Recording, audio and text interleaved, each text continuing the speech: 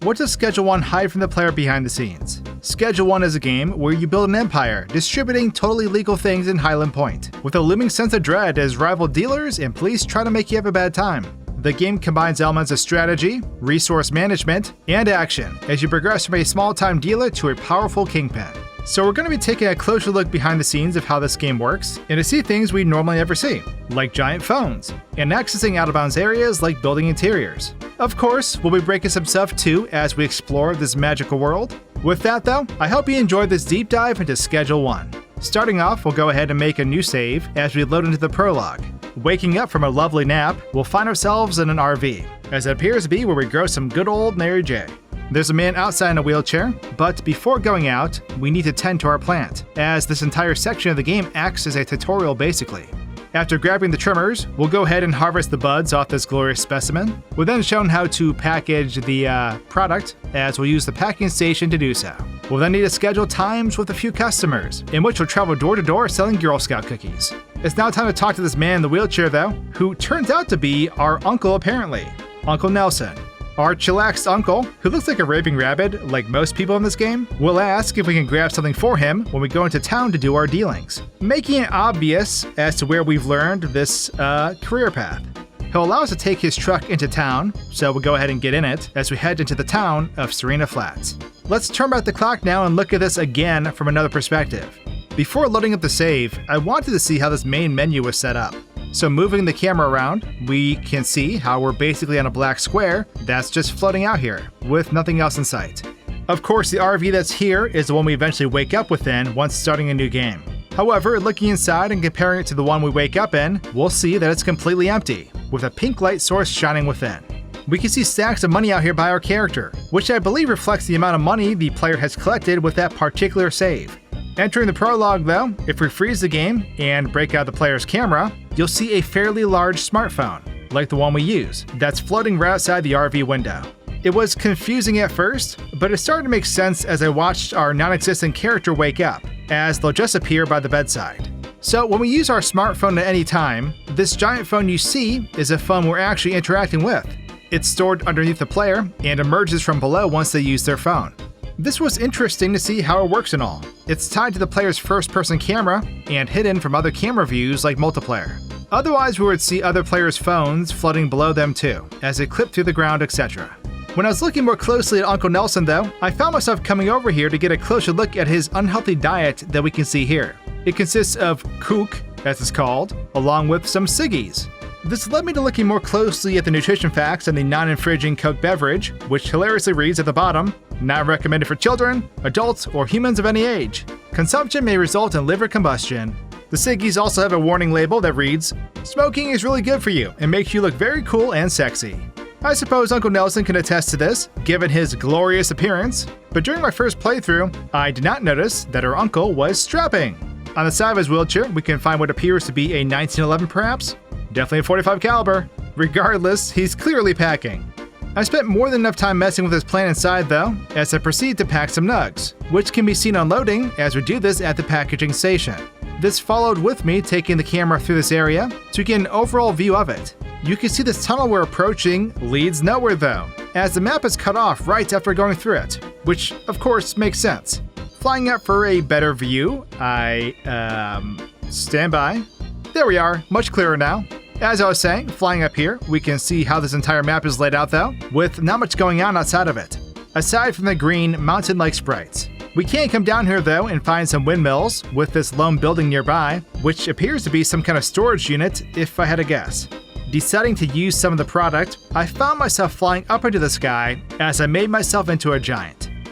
I suppose this is one way to get new customers' attention. However, I found myself floating away from the ranch as I struggled to control my character overall. I did have fun whipping my giant phone out, which made for a funny spectacle. Coming back down from the high though, I fell down into the desert area we normally can only observe. So taking advantage of being down here, I decided to run way out here and check out the windmill area. It's nothing out of the ordinary, but once getting over here with the player, we can see that the storage units are actually smaller than I realized. I imagine this is probably to create the illusion that the building is further out than it actually is. It's time to run back to Uncle Nelson though, as I'm obviously getting sidetracked. Deciding to break into our uncle's house, we'll see that it's, well, unsurprisingly vacant. There is a kitchen area, but it's just these 2 rooms. However, I did find it curious that we were able to open the doors from within the house, allowing us to go in and out, along with a light that we can turn on. There is a basement too, but as you may have already guessed, it is also empty. I was really hoping to find a Season 1 Walter White situation in here. Unfortunately, that ended up not being the case. It makes you wonder if you were supposed to enter the house at the start of the game originally before things changed. Then again, I haven't 100% of the game yet, if you even can, so maybe you come back later. Let's head into Serena Flats though. It's a fairly small town, but while here, we're going to seek out the 3 customers we had made deals with over the phone. Our goal is to make happy customers, one at a time. We'll make some very legal exchanges, which will follow with meeting up with our uncle's contact. Based on the conversation with this individual, it appears Uncle Nelson has been paying for his products, as we're warned to pay up soon or else. After this uneasy encounter though, we'll be done here. We're going to head back to our uncle's ranch at this point, but not before further exploring this area, as we take a closer look at it all. So as I was getting ready to head into town, yeah, this stuff is bad, okay? I ended up having some technical difficulties, as I thought I may have killed our uncle.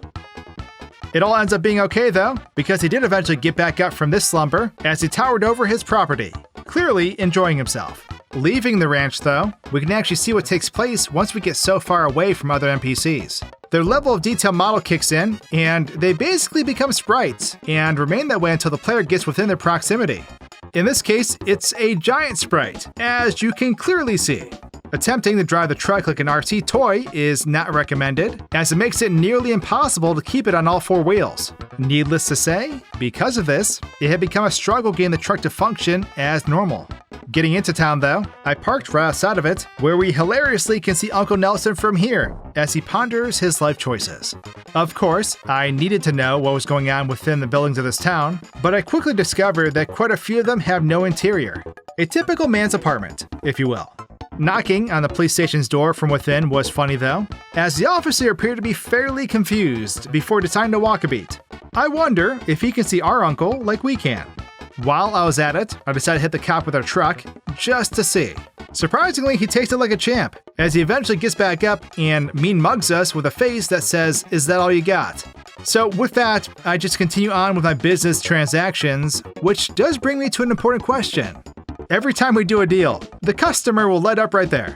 So I can't help but wonder why these officers aren't smelling any of this, or rather seeing these individuals just walk about with their snoop sticks.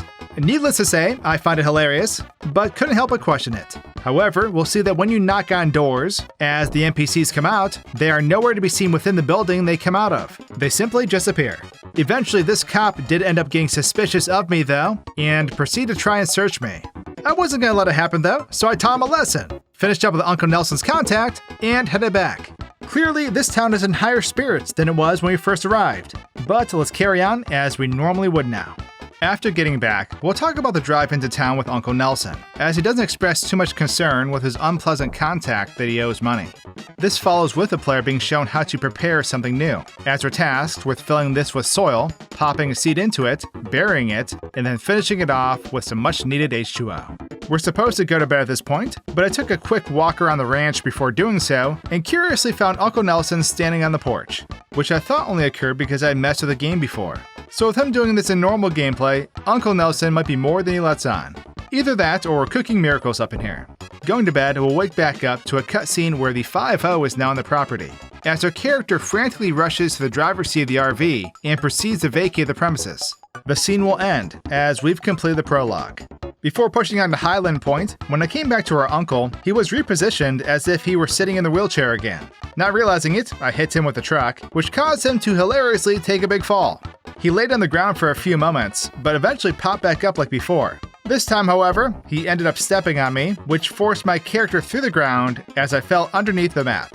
So after recovering from that mess, I took Uncle Nelson off of his high horse, as I managed to save this instance, which ended up following with a surprise. Remember that cop that was trying to frisk me, and I just wasn't letting it happen? Well, he ended up at the ranch, and I'm not entirely sure how he got here. I imagine it could have had something to do with messing with things back in town, but I'm not sure to be honest. Regardless, it was pretty funny, as I continued to evade him, eventually letting him search me. Once I was free to go, I then proceeded to try and put him in our uncle's basement with a truck. With no luck, of course, as you can see. Going to sleep is what will initiate this cutscene, as our character flees the scene. We can see there is a smaller model of our character that's standing at the bedside during this. We can also see that there's not a single soul to be found at this crime scene, as I was unable to locate any of the police or Uncle Nelson, with the cruisers being the only police presence.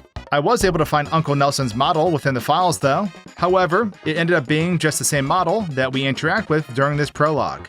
Unfreezing time at this point, the screen will fade to black, as the RV will automatically be located down the road. We can also find the small model of our character standing here where the RV initially was, which was curious. We can see the actual player isn't nearby anymore though, given that Uncle Nelson is now a sprite. That's because the player is of course located in the RV, as he's standing at the steering wheel. I guess we had a little brother that was going to take the fall. It's now time to move on to bigger things though, as we make our way to Highland Point. As it says, we're in a fresh town with no cash, product, or contacts, and we only know one way to make money. Time to get to work. A small cutscene will take place as we observe our RV rolling into town, with the title of the game presenting itself. At this point, we'll be able to customize our character to our liking. This will follow with the player having their RV parked in this wooded area, as we get a text from an unknown contact requesting us to use a payphone to get a hold of them. The unknown contact ends up being Uncle Nelson, as he explains how his luck has run out being picked up by the feds. He explains how he has cash stashed in a few areas that we can grab to help us in our endeavors. So we'll go around and collect these small portions of cash, along with being cautious of the police presence. After a little bit of exploration and collecting the cash, an explosion occurs. Seeing the smoke in the sky, the player will want to investigate, as it turns out to be our RV. Unglorious! Looks like a turf war may be starting, but let's go back and take another look at what we just encountered. Right at the beginning, when we have this small intro cutscene, if we zoom out, this gives us a good look at the entirety of the map we'll be playing on from here on out. You'll see a ton of bright pinkish geometry that's normally hidden around most of the trees within the city. I believe these are colliders for when the player comes into contact with them, preventing said player from simply walking through them. However, as you can see, I did some extensive exploring throughout the city and within the buildings, only to find that a majority of them consist of little to nothing within them. Of course, we can see within the buildings that the player will eventually unlock and go in normally, like for instance, Taco Ticklers, what a name, where we can see the employee standing by in the sprite form. With that though, I allowed the scene to continue playing out, where we're able to see our smartphone following the RV a little ways back. This prompted me to start looking for our character, as the phone normally has been attached below the character, like we saw before. I wasn't able to find our avatar anywhere in the proximity of the RV though, as the RV is basically empty. However, I did end up locating our character, where he could be seen standing in a wooded area on this hilltop. With a little tinkering, I was even able to move the character about. My movement with him was pretty limited though. I eventually ended up getting myself to the edge, where I ran off and into the water, respawning myself at the warehouse that we can eventually buy. Allowing the game to continue on, we can observe what transpires as we remove the black background and title text. During this, the RV will sit at the top of the exit ramp, with the phone now being above the vehicle, as it eventually teleports to where we end up starting off. I had thought this was the model for when it came to doing the character customization, but this didn't end up being the case. Moving over to this area, we can see a black box floating over here, which is where the customization takes place. I went ahead and quickly customized my character, who should be able to fly away with his eyebrows when the police show up, but then proceeded to collect the stashes of money Uncle Nelson left us. This follows with the explosion of our recreational vehicle that we do get a partial view of when playing. Checking out the destruction of the RV from another perspective, we can see that there's no people in sight that could potentially be suspects. This of course makes sense, seeing as we'd never be able to get over there that fast in the first place, but as you can see, the RV has quite the explosion. Glorious! Let's go ahead and continue on now. A note is left behind within the wreckage of our RV that clearly indicates that we've stepped onto forbidden turf. Getting to the payphone, Uncle Nelson informs us of a cartel that's in the town, which would have been nice to know a little sooner, as we would possibly still have an RV. We need to get to a place to stay, which ends up being this nice, cozy motel. It's basically a cheap dump, but most importantly, it's our cheap dump. There's some weird games we can play on the TV, which are nice to pass the time, but out of the three of them, Egg Run is definitely curious. At this point though, it's all about building our operation to become a kingpin of this whole town. This involves a lot of back and forth with Uncle Nelson guiding our character as he hooks us up with dealers and essentially shows us the way. You'll make friends and foes throughout this process, but this will lead to unlocking new contacts, product, and properties, which you'll need a lot of funds to acquire. This will also lead the player into having to launder money. I'm currently only at the point of owning the bungalow, but let's take a step back and take one last look at some shenanigans and everything outside normal gameplay. Making a new save, my new character rises from the ashes of our RV, ready to cause mayhem. I unlocked everything that's available in the game, along with giving myself 10 million bucks. You'll notice that not only do the NPCs turn to sprites when they're far away, but they also do this from a short distance once they're behind you. They're especially creepy looking while moving, if I must say so myself, and you can see once we get behind them with the camera that they are not visible. The citizens across the entirety of Highland Point go on, despite our position on the map, as you can see here within the casino.